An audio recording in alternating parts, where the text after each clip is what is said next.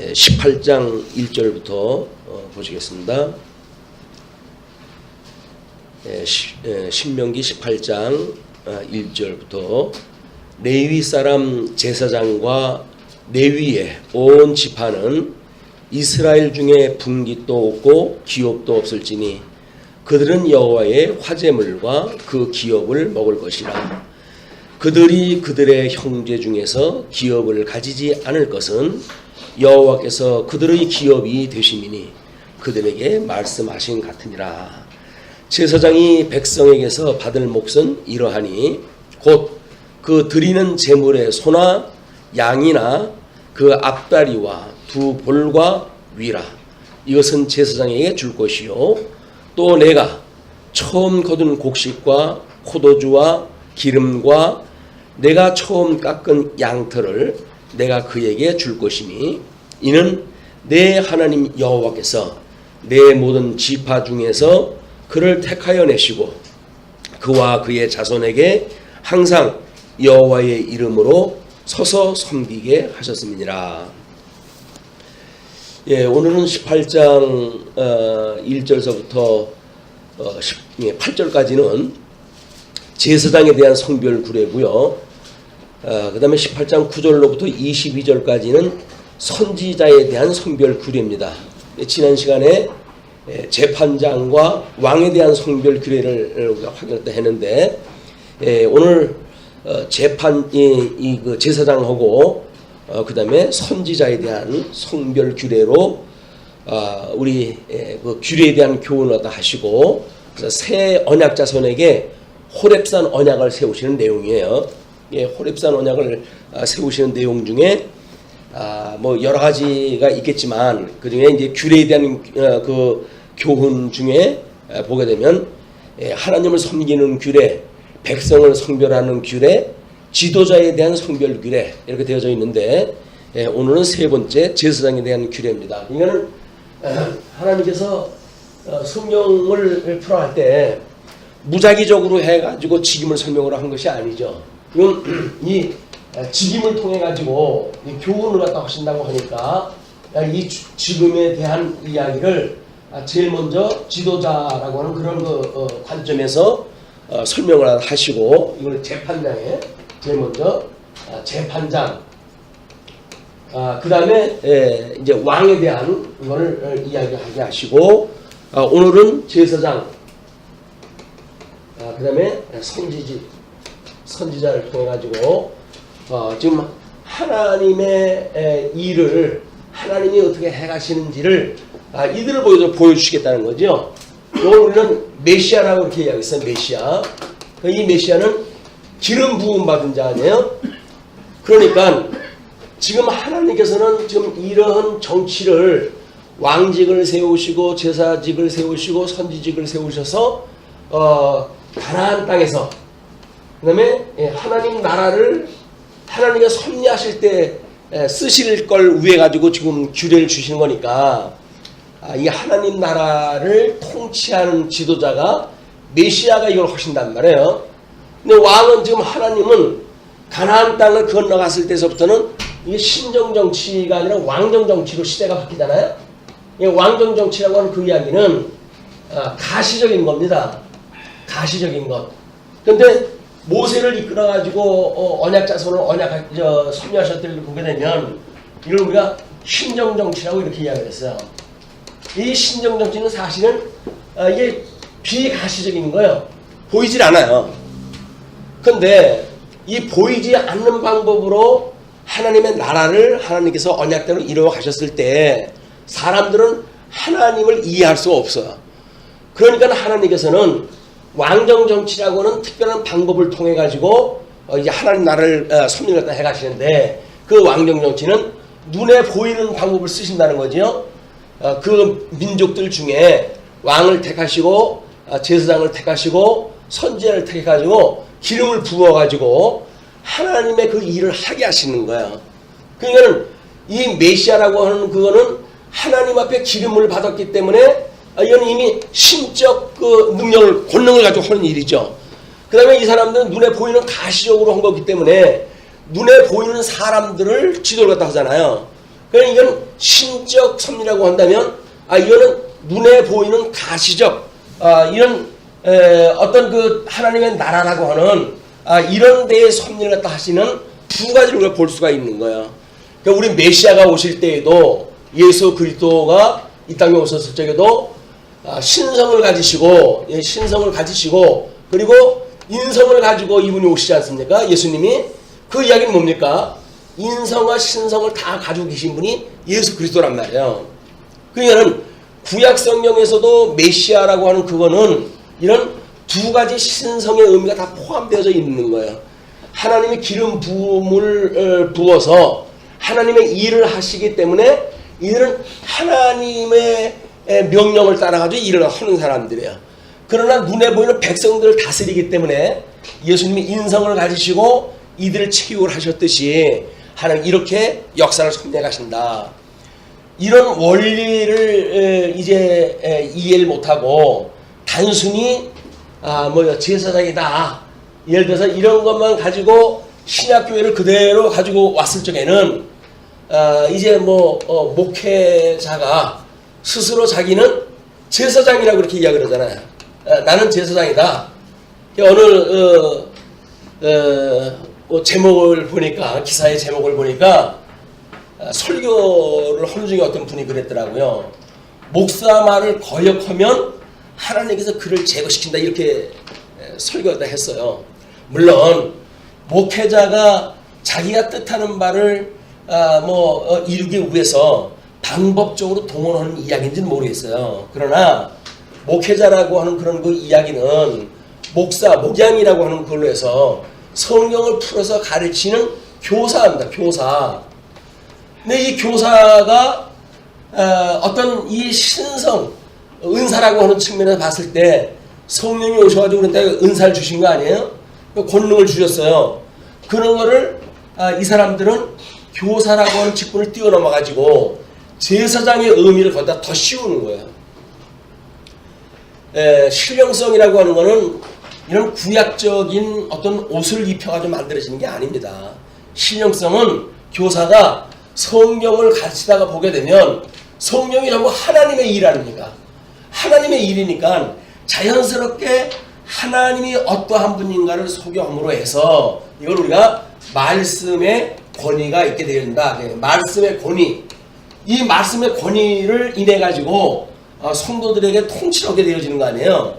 말씀은 하나님의 이 말씀은 운동력이 있고 그리고 이것은 교훈과 책망과 바르게 함과 의로 교육하기에 이것이 유익하다고 그러지 않았어요. 그냥 이거는 하나님의 말씀을 증거하게 되면 교훈이 되어지고 하나님의 기뻐하시는 뜻이 무엇인가의 방향성을 제시하게 되어지고 책망이 되어져서 잘못 살아왔던 일이 있다고 한다면 하나님의 뜻을 자기 좋은 대로 해석을 했다고 한다면 이걸 하나님께서 말씀을 듣는 책망이 오는 거예요. 내가 뭔 짓을 했지 이렇게 와야 되는데 아무리 잘못되어진 이런 설교를 했다고 하더라도 이분들은 또 다른 사람 말을 듣질 않아요. 그러니까 자기가 제일 잘났다고 생각이 드니까 이런 오류에 의한 이야기를 가지고 목회를 하는 거예요. 자기 어떤 신적 권위를 부여하고 그러기 위해 가지고 가운을 입는다든지 어떤 축복권을 강조를 해가지고 두 손을 들고 기도를 했다 하면 마치 어떤 저주나 복이나 그런 것이 임할 수 있다라고 하는 가시적 암시를 갖다 두어가지고 사람들한테 뭔가를 움직이려고 한다면 이거는 하나님의 순전한 말씀의 운동력이 아닙니다. 연추의 연추를. 우리 얼마든지 인간적인 카리스마를 가지고 이걸 해갈 수가 있어요. 근데 그거는 주님의 몸된 교회는 인간이 해가는 게 아니거든요. 우리 하나님과 언약한 걸 하나님이 이루어 가시는 거니까 어떻게 하나님이 이루어 가시는가를 우리가 봐서 오직 하나님의 말씀만 살아있어 가지고 교훈과 책망과 바르게 함과 의로 교육하기에 이것이 합당한 말씀인 걸로 깨달아지기 때문에 끊임없이 말씀을 상고하고 이걸 일용할 양식을 삼게 되어지는 것, 이것이 성숙한 성도가 되어져 가는 방법이란 말이에요. 근데 이거를 어떤 특별한 그런 교육을 갖다 해가지고 때로는 40일 금식을 갖다 한다든가 이런 방식을 통해 가지고 자기의 신적 권위를 갖다 높인다든가 내가 40일 금식을 몇 번 했어 뭐 이렇게 한번 엄포를 갖다 놓게 되면 기가 죽잖아요 사람들이. 거기서 불림을 갖다 하는 거예요. 불림할 때가 따로 있지. 그 영적으로 해가지고 예수님 믿고 심령의 평강 좀 얻으려고 하는 사람들한테 갑질해가지고 좋을 게 뭐가 있습니까? 전부 자기 목적을 위해서 하는 거예요. 목적. 이번에 우리 인터넷으로 기독교 뉴스를 보니까 사랑의 교회가 공적 도로예요. 도로를 이제 물론 구에다가 허락을 받아가지고 한 일이지만 도로가 조금 자기네 건축 면적이 좁으니까 도로 밑을 구청에다가 신청을 갖다 해가지고 우리가 쓰게 좀 해달라. 대신 옥상에 교육기관을 만들어서 유치원이라든지 이런 기능을 만들어가지고 우리 구청 구민들한테 이거를 쓰도록 하겠다. 라고 해가지고 맞바꿔가지고 조건을 갖다 제시 갖다 해가지고 도로 밑을 이제 강대상 있는 자리더라고요 거기에. 그리고 자동차 출입문이 있는 자리고 그 자리에다가 그걸 공사를 밀어붙인 거예요. 그거 밀어붙일 때 이미 문제를 제기한 사람들이 있어요. 왜 그런 걸 법에 없는 거를 타협을 해가지고 정치적인 결단에 의해서 하느냐. 그냥 있는 거 가지고 하지. 근데 뭐 4,500석을 만들려면 그렇게 해야 되는 거야 이제 이게. 그래가지고는 또 목사님이 설교를 갖다 하는 것이 다간인 것이 세상법 위에 세상법이라고 하는 이제 보통 어떤 문자화되어져 있는 법이에요. 이거 위에 도덕법이라고 하는 것이 있다. 이 도덕법이라고 하는 것 위에 종교법이 있다는 거예요. 그렇기 때문에 하나님께서 우리에게 주셨던 어떤 조건 그런 것을 반대가 있다고 해가지고 우리가 뒷걸음친다고 한다면 하나님이 주신 기회를 포기하는 일이나 마찬가지다. 뭐 모르겠어요. 어떤 논리로 설명을 했는지 뭐 그럴 수도 있는 것 같아요. 이렇게 가만히 듣다가 보게 되면 그럴 수 있지. 하나님이 주인인데 뭐냐 하나님의 주인이 하나님이 하신다고 그러는데 세상법 가지고 뭐 우리가 할 게 뭐가 있냐 이렇게 해가지고 그건 생각할 수 있겠죠. 근데 이렇게 강론을 갖다 했다는 거예요. 근데 대법원에서 판례가 나왔는데 전부 복구시켜라 그래요. 허가 취소. 뭐 300몇 억이 들어간대 이제 그걸 다시 복원을 갖다 하려면. 그러면 4,500석을 만들기 위해 가지고 이렇게 해가지고 늘렸는데 강대상 있는 부분이 여기에 이제 이 대중을 보고 좀 강론하다 하게끔 되어져 있으니까. 근데 이목공을 도로 잘라내야 되는 거예요. 그러니까 여기서 강대상이 있을 자리가 없잖아요. 그럼 강대상이 여기까지 들어가게 되면 이 경사면이 이렇게 돼야 되겠죠. 있는 면적을 갖다 만들어야 되니까. 이래가지고 이걸 갖다가 하는데 310억이 되나 이거. 저건 눈먼 돈이에요. 눈먼 돈. 다른 사람들은 그걸 11조를 갖다 해가지고 자기 현장에서 얼마나 영적 갈등을 느끼면서 돈을 번 것들입니까? 그런 걸로 해서 연보를 갖다 했더니 이렇게 해가지고 이 일이 사단이 난 거예요. 이것이 우리 예수 그리스도가 양성을 가지고 이 땅에 오셨던 내용을 제대로 파악을 하지 아니하고 신성만을 주장하거나 인성만을 주장하거나 이런 사람들이 교회를 보는 눈이고 교회를 이 교회 생활에 어떤 정치에 참여하는 문제란 말이에요. 이게 아니에요. 우리가 이 예수 그리스도는 신성을 가지셨기 때문에 참 하나님으로 이 땅에 오신 분이에요. 그리고 이분은 우리 성령으로 잉태되어진 그런 그 분이지만 마리아의 몸에서 태어난 인성을 가지고 계신 분이기 때문에 참 하나님이고 참 사람이다. 이 두 가지가 다 인정하는 이걸 우리가 예수 그리스도라고 한단 말이에요. 그걸 우리가 요한복음에서 이야기했던 것처럼 풍미를 통해 가지고 예수가 그리스도라고 증거했던 내용이거든요. 그러니까 영지주의자들은 신성만을 강조를 하고 지금 자유주의자들은 또 인성만을 이야기해가지고 예수 닮기 뭐 이런 걸 갖다 해가지고 우리 모델을 삼고 뭐 이렇게 이제 살아가는 것이 요즘 교회의 신학의 그런 그 문제들이에요. 근데 우리는 예수님을 내가 따라갈 수도 없고 우리가 따라간다는 이야기는 예수님이 이끌 때에 우리가 이끌려 가는 거지. 뭐 아까 쉬는 시간에 이제 이야기 들어봤더니 그 컴퓨터를 교육을 시키는 분이 그러더래요. 이끌지 말고 따르도록 해라. 이끌지 말고 따르도록 해라. 뭐 그 사람은 컴퓨터 교육에 대해서 그렇게 이야기를 했지만 그냥 목양적인 입장에서 그 이야기가 이제 해석이 되어져요. 이끈다는 이야기는 뭐예요? 나를 따르라 그 이야기거든요. 지가 뭔데 질 따라요. 지보다 잘난 사람이 얼마나 많은데 질 따르려고 한다고 더 잘난 사람을 따라가지 왜 질 따라가야 되냐고요. 근데 그 사람은 신적 권위를 지가 도용을 갖다 해가지고 나름대로 권위가 있다고 자기를 가장을 하는 거예요. 난 하나님께서 나한테 이런 권위를 주었으니까 여러분들은 나를 따라야 합니다. 이렇게 이야기를 해요. 물론 그 권위라고 하는 건 말씀의 권위입니다. 말씀의 권위. 우리 하나님께서 우리한테 교회 사회, 교회 어떤 교회관을 공부하다 보게 되면 교회의 권한을 직임자들한테 주어요. 그 직임자한테 주는 권한이 뭐냐면 목사한테는 교리권을 주는 겁니다. 교리권. 그 다음에 장로님들한테는 치리권이 주어져요. 치리권. 그리고 집사님들한테는 이것이 봉사권이라고 하는 것이 주어져요. 봉사권. 그러니까 이 권이라고 하는 그것이 성령이 임하시면 너희들이 권능을 받고 그리고 증인이 되어질 거야 라고 약속을 하셨잖아요. 그러니까 성령께서 우리한테 주셨던 권능이에요. 가르치는 사람은 말씀으로 가르치는 권능을 주셔가지고 증인 역할을 하게 하는 거죠. 왕한테는 치리할 수 있는 사람들을 부지런히 살펴봐가지고 치리할 수 있는 권능을 줘가지고 일을 하게 하시는 거예요. 집사님들한테는 뭐 사랑의 수고를 통해서 봉사할 수 있는 그 권능을 줘가지고 집사 일을 하게 하시는 겁니다. 그러면 증인이었던 우리들 입장에서는 하나님의 권능이 성령의 권능이 죽었던 나를 살리셔서 이런 좋은 은사를 주어가지고 주님의 몸된 교회를 섬길 수 있는 은사를 주셨어요 라고 접근이 돼야 되는데 이건 그러질 아니하고 내가 이 고난을 가지고 있는 사람이야 그런 이야기예요. 고난은 자기 고난이 아니에요. 성령께서 주신 권능이지.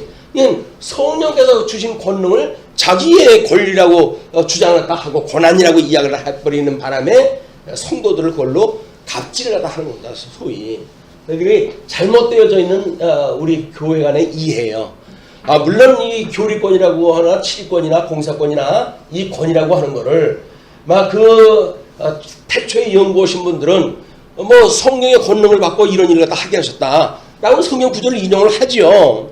그런데 이것이 그런 성경적 구절은 점점 없어지고 이런 글자만 남게 되어졌을 때 이런 어떤 명제적인 것을 가지고 이해를 갖다 시키려니까 또 그거를 이용하다 하려고 그러니까는 이거를 자기의 권능으로 이 권한으로 오해를 갖다 하는 겁니다. 근데 이거는 권한은 자기한테 주어진 게 아니에요. 목사라고는 직임을 감당하기 위해서 주신 권능이다. 성령의 권능이다. 이것이 하나님께로 온 거란 말이에요.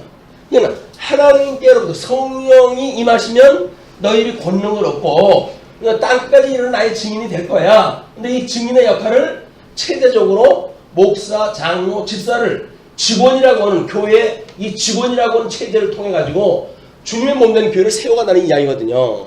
그러니까 우리가 이런 거를 이해할 적에도 인간 중심에서 내가 어떻게 써먹을까 쪽으로 사용을 하게 되면 그럼 우리가 일 중심이라고 이렇게 했어요. 기능 중심이라고 이렇게 이야기를 했어요. 이러면 이렇게 나가는 거예요. 그러나 이거를 계시 중심으로 이해를 해가지고 하나님께서 이렇게 해가지고 이 주님의 몸된 교회 이건 내가 직접 통치하는 거야 라고 하는 걸 보여주신다고 하는 계시의 정신을 가지고 우리 이 일을 보게 되면 갑질을 할 수가 없어요. 감히 주님의 몸된 교회에서 무슨 갑질입니까? 갑질이 이런 그 일들이 이런 성경관에 대한 오해로부터 너무 이 기능 중심으로 빠졌을 때 이게 만들어지고 막 구약 성경에서 끊임없이 이걸 경계를 또 하지 않았어요? 그 사울에게 이게 왕직을 갖다 주니까 이게 점점 단이 배밭으로 나와가지고 제사장만이 드릴 수 있는 그때 그 사무엘만 드릴 수 있는 그 제사를 자기 마음대로 드리잖아요. 그래가지고는 전쟁에서 이겨야 된다고 하는 명분을 내세워가지고 결국은 하나님 앞에 되어지기 때문에 사무엘이 제사보다 순종이 낫다라고 이야기를 하는 거예요. 유명한 그 이야기가. 그러니까 우리는 하나님의 말씀이 무엇인가, 하나님의 그런 계시하셨던 의미가 무엇인가, 이걸 접근해야지 문자적으로 잘못 접근하게 되면 전부 율법주의자에 되고 마는 겁니다. 자기가 마치 그렇게 해서 현재 무엇을 취득한 것냥, 이런 오해가 생기기 때문에 우리 전 시간과 이제 이번 시간에 비춰가지고 우리 어떻게 이 일을 이제 그 하나님 교훈했는지 한번 파악을 해보시도록 하겠습니다. 먼저 그 18장 1절부터 5절까지가 레위 지파의 기업과 제사장의 음식이에요. 음식.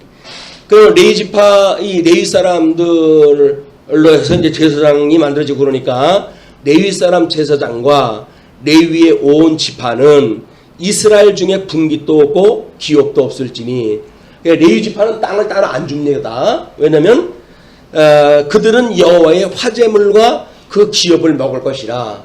어떤 땅에서 뭔가 소출을 가지고 먹고 사는 것이 아니라 하나님께 드려지는 화제물, 이런 걸 가지고 먹고 살도록 되어져 있는 거예요. 그걸 우리가 하나님의 말씀으로 산다고 하는 이야기입니다. 우리 예수님이 우리 이제 이렇게 두 가지의 품위를 가지고 이 땅에 오셨잖아요. 마귀가 공격을 했다 합니다. 마귀가 왜?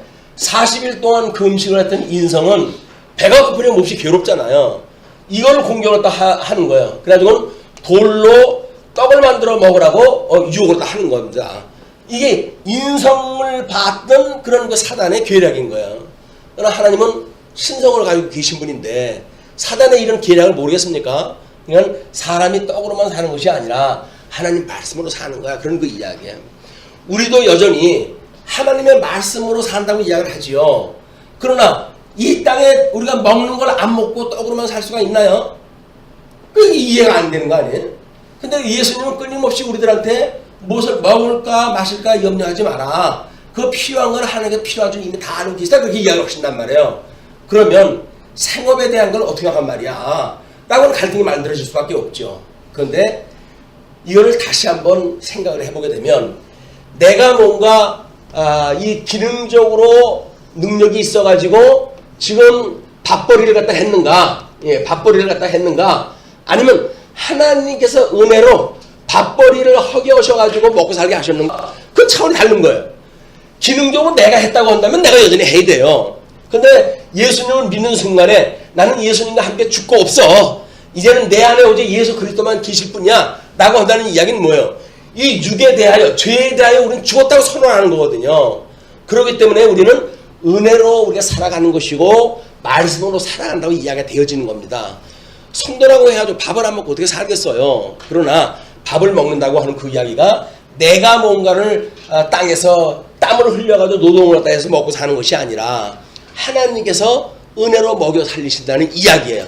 그것이 지금 레위 지파한테는 기업을 분깃을 갖다 따로 주질 않고 기업도 이제 주지를 않고 오직 여호와의 화제물과 그 기업을 주시는 거 이게. 그러니까 하나님께서 주셨다고 하는 그 이야기는 먹을 건 여전히 먹는 거예요. 그런데 하나님에게 드리는 것 중에 자기가 이제 모든 이제 그 어떤 가지고 있는 소유가 하나님께로부터 왔다고 신앙 고백이 되어지고 그걸 가지고 지금 하나님 앞에 제사를 드리는 거 아닙니까?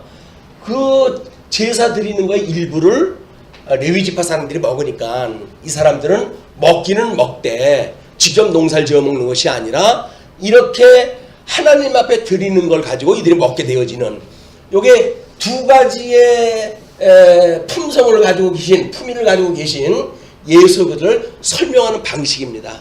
여기서 이거냐 저거냐 양극단에 어떤 거 하나만 주장을 하면 안 돼요. 이 이야기는 이렇게 뭔가 이것이 뭐를 보여주기 위한 섭리인가, 이걸 이해를 해야 비로소 그의 이러구나. 그러면 우리는 여기서 먹고 사는 그 일에 수고를 갖다 배나 더 하죠. 그러나 그렇게 수고하고 얻은 수고라고 해가지고 다 내 거라고 주장하지 않잖아요. 왜 우리가 그걸 나눠주고 다른 사람한테 주고 그렇습니까? 하나님께로 줬다는 거예요. 이게 건강한 조건을 줘가지고 일을 하게 하셨고 그걸 하나님의 은혜로 내가 얻게 되어진 거다. 그러므로 하나님 앞에 드려지는 거니까 하나님 앞에 드려지는 거가 소위 연보라고 하는 걸로 이제 우리 현대 교회에서는 이루어지고 있죠.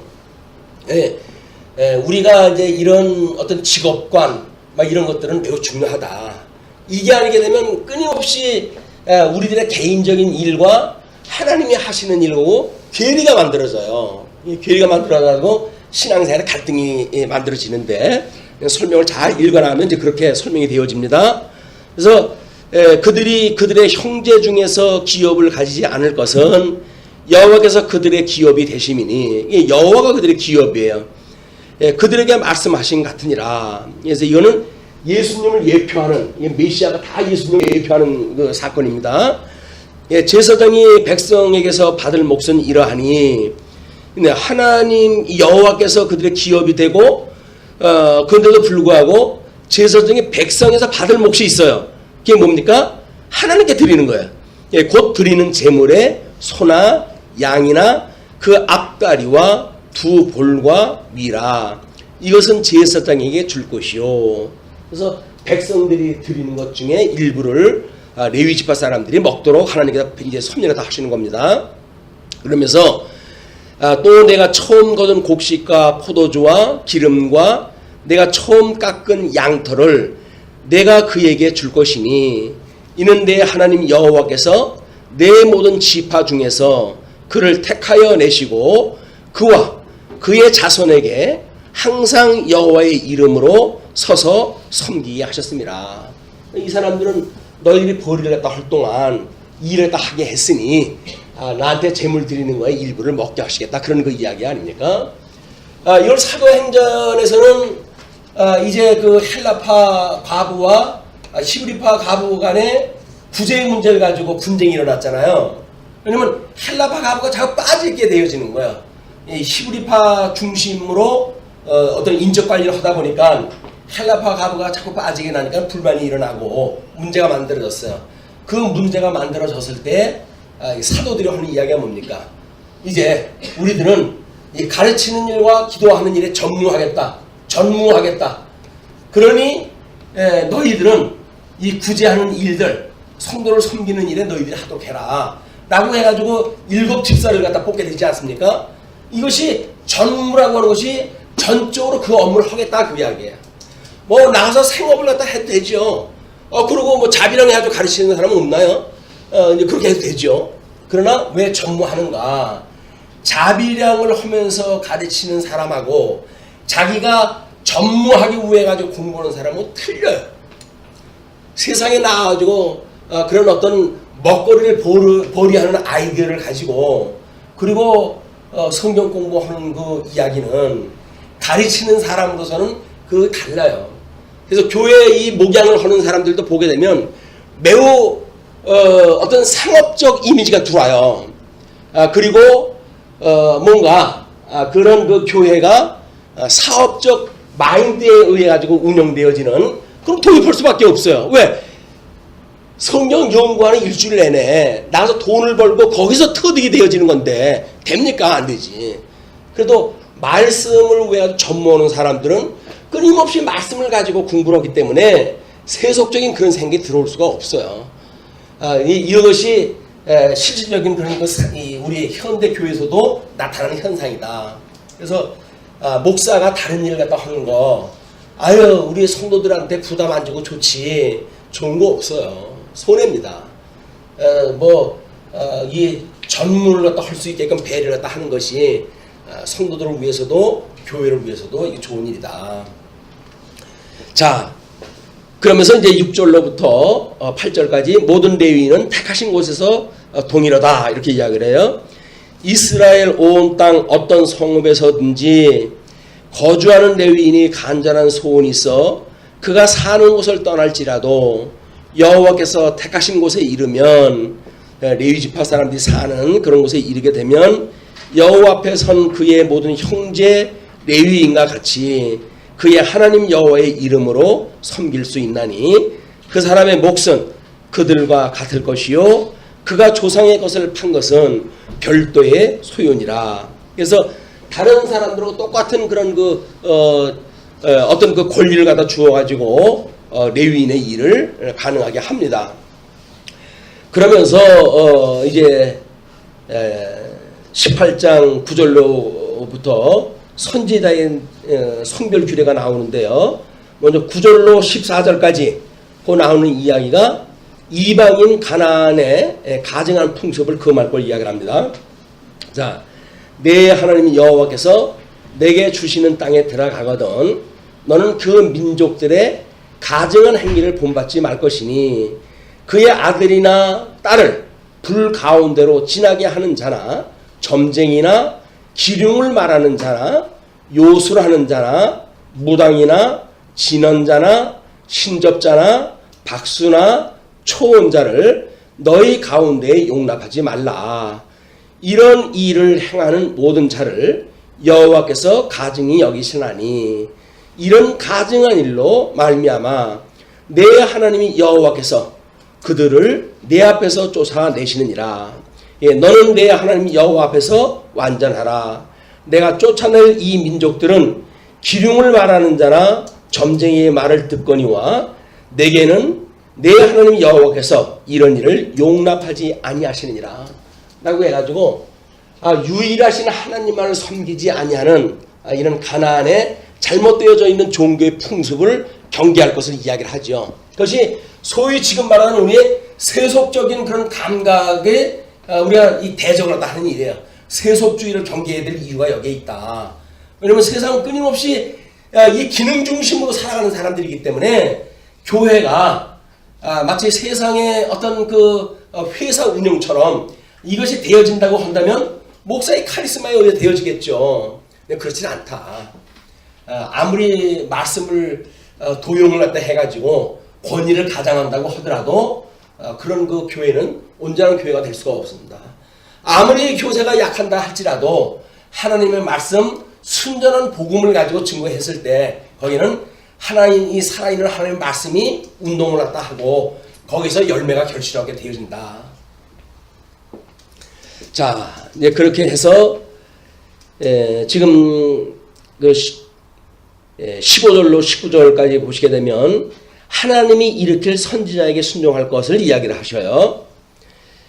내 하나님 여호와께서 너희 가운데 내 형제 중에서 너를 위하여 나와 같은 선지자 하나를 일으키시리니 너희는 그의 말을 들을지니라.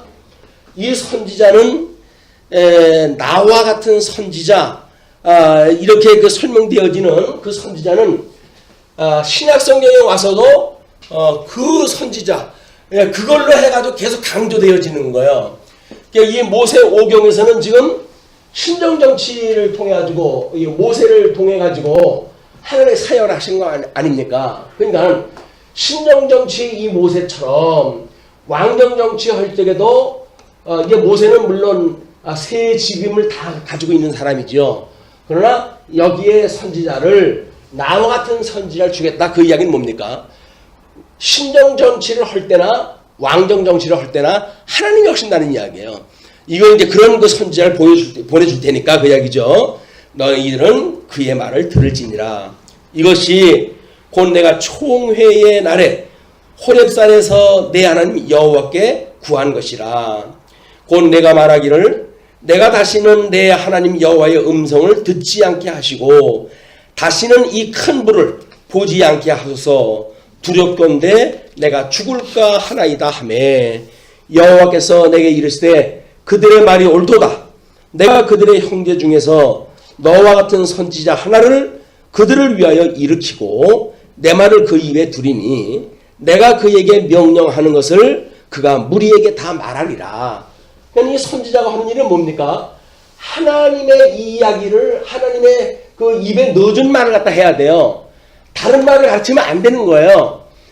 우리 이제 교회 헌법에 보게 되면 우리 교회 헌법에 세 직원이 있게 되어지는데 이 직원을 목사직, 장로직, 집사직 이 세 가지를 직원이라고 이야기를 해요. 세 직원을 주는데 예수님의 직임이 세 가지가 있었고 그 우리 예수님이 승천하셔가지고 그 직임을 준다는 거예요. 그래가지고 목사한테는 이 선지직임을 가지셨던 그런 왕권, 이 선지직을 천상에서 지상에 있는 목사를 통해서 일을 하시니까 하나님의 뜻을 풀어가지고 가르칠 수 있는 은사를 주시고, 그 다음에 통치했던 당신의 직임은 장로를 통해 가지고, 장로는 우리 교인들의 대표 아닙니까? 교인들의 대표를 선출하다 해가지고 통치를 받게끔 해주겠다, 그 이야기예요. 그 다음에 이 제사직에 대한 거를 집사를 통해 가지고 섬기는 일, 이걸 이제 하게 한다. 그러니까 예수님이 천상에 계신, 우리 이 천상에 계신 예수 그리스도가 가지고 있는 직임을 주님의 몸된 교회에 이런 은사로 해가지고 직임을 주어서 주님의 몸된 교회를 견인해 가시겠다, 그 이야기예요. 그냥 사도 시대 때까지만 하더라도 이렇게 구분 안 돼 있었잖아요. 사도라고 하는 그 특별한 직원을 특별직원이라고 이렇게 해요. 특별직원. 우리 이제 이 교회 헌법을 이야기할 겁니다. 특별직원은 누구인가? 이 특별직원은 우리들이 이 예수님 당시에 오셨을 때 사도들, 그 다음에 선지자들, 이런 사람들은 특별직원이에요. 이건 성경이 기록된 이후로는 특별직원이 없어요. 그 다음에 이제 새 직원을 주님의 몸된 교회를 섬기도록 이걸 주신 거예요.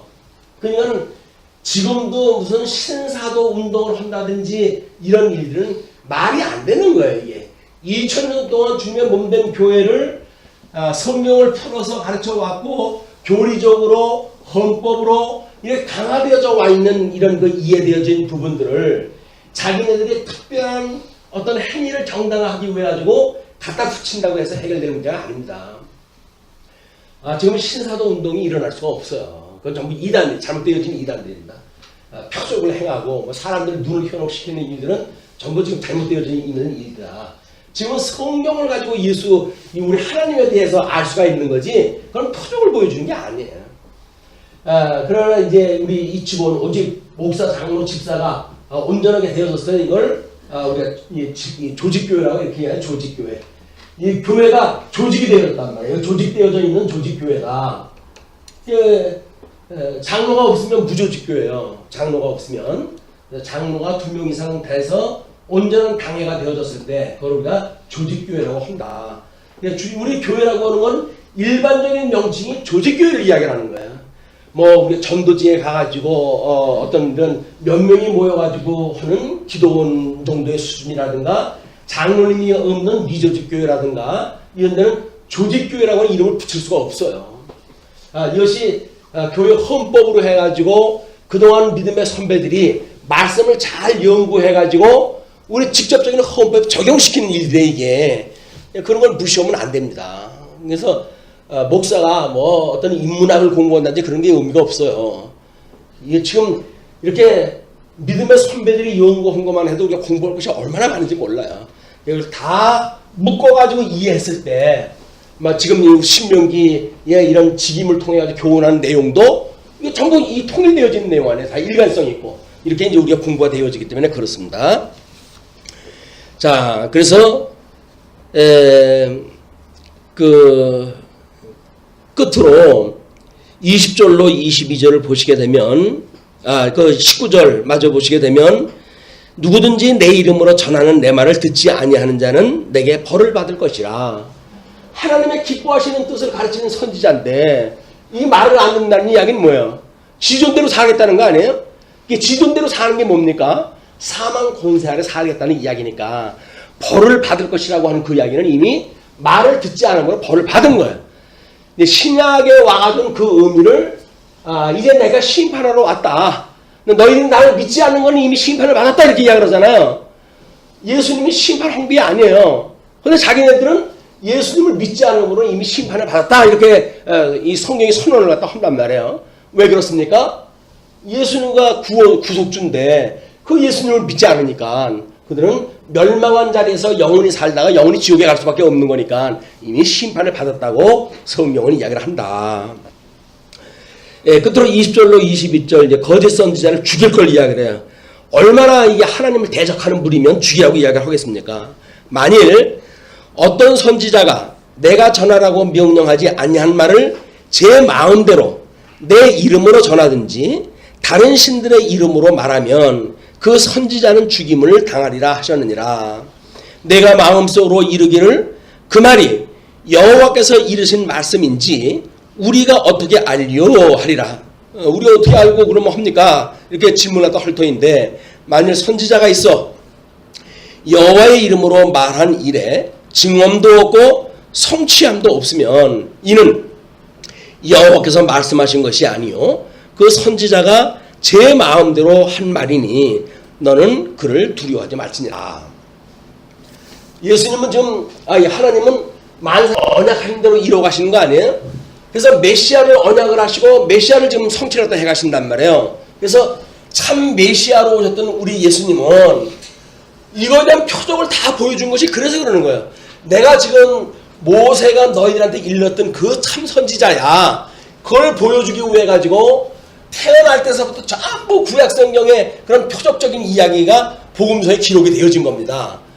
그러니까 이런 예수님은 당신이 참 메시아라고 하는 걸 증거하기 위해서 표적을 보였는데, 그걸 본 사람들은 뭐라 그래요? 우리도 저처럼 예수처럼 표적을 행하자, 이렇게 이야기를 해가지고 신비주의적으로 빠져나가는 거예요. 자기네들 표적 보일 일이 뭐가 있어요? 예수님이 다 보여줬는데 이분이 바로 구약성경에 언약되어진 참 선지자야 라고 이야기하면 될 터인데, 자기가 선지자 노릇을 하려고 예수님 이름을 팔고 이런 딴짓을 하다 하니까 이렇게 하나님의 자리를 도둑질하고 거짓 선지자의 사역을 하다가 끝내 하나님 앞에 심판을 받고 마는 일이다. 선지자는 자기가 무엇이냐 하면 안 돼요. 여기 이 직원들은 자기가 마치 무엇이냐 하면 안 돼요. 그냥 목사라고 한다면 나는 그냥 하나님 앞에 은사로 가르치는 일을 받은 목사입니다 라고 이야기가 돼야 돼요. 신약성경에 또 목사라고 설명이 안 됐어요. 또 단어를 보게 되면 우리 이 교사구나, 교사로 되어져 있기 때문에 또 어떤 분은 교회가 학교라고 해야 된다고 이제 이렇게 해서 교회의 실용성을 이제 해치는 일도 있는데, 그렇지는 않습니다. 이 교사라는 이야기는 하나님의 말씀을 가르치는 선생이라는 이야기지 세상 학문을 가르치는 선생이 아니잖아요. 그걸 구분을 갖다 해야 되고, 이런 그 일들은 이 세속을 우리가 경계해야 될 이런 그 일들 중에 잘못되어진 거예요. 목사라고 하는 것이 교사라고 되어져 있다고 해서 세상에 학교화한다고 한다면 그 교회는 이미 세속화 되어져 가는 거예요. 목사는 이미 말씀의 성령의 본능으로 우리한테 말씀을 가르칠 수 있는 이런 교리권을 갖다 주어졌다. 이건 성령이 주신 권능이에요. 그걸 무시하고 일반 교사로 이야기를 하면 안 된다. 문교부 장관이 임명장 주어진 그 자격증 가지고 가르치는 거 아니잖아요, 우리가. 그런 맥락으로 보게 되면 교회 목사가 세상 학문에 박사학위 받을 이유가 있습니까, 없습니까? 없어요. 아니 아쉬운 게 있다고 일반 학문을 하는 자들의 머리를 뒤밀고 거기다가 학위를 갖다 받습니까? 하나님 말씀을 가지고 공부해도 얼마든지 우리 성령께서 주신 권능으로 해가지고 말씀의 권위를 우리가 이렇게 역사가 일어나도록 될 터인데, 그게 모자라니까 자꾸 스펙을 만들어 가는 거예요. 박사학위를 몇 개씩이나 가지고 이런 자들이 점점 큰 교회를 장악을 하고 이렇게 되니까는 이상한 쪽으로 갈 수밖에 없어요. 우리 대부분의 많은 교회가 그쪽으로 간다고 할 때 성도가 많은 교회 한 번 흔들어 놓게 되면 수많은 성도가 흔들릴 거 아니겠어요. 근데 만약에 우리처럼 작은 교회가 말씀으로 해가지고 똑바로 서 있다고 치십시다. 누가 보기를 합니까? 뭘 합니까? 그렇게 영향력이 없어요. 우리는 영향력이 없어요. 그러나 하나님 앞에 우리가 증인의 삶을 살아야 되기 때문에 보는 사람이 있든 없든 영향력이 있든 없든 하나님 앞에 살아가는 것처럼 살 뿐이에요. 왜? 우리는 예수님의 지체니까 하나님의 앞에서 하나님이 기뻐하신 뜻을 위해서 살아가는 거지 세상 사람들한테 영향력을 위해서 살아가는 것이 아니다. 이렇게 이해를 하시게 되면 아마 우리 선지직을 가진 자에 대한 교훈을 충분히 알 수 있을 거라고 보여집니다.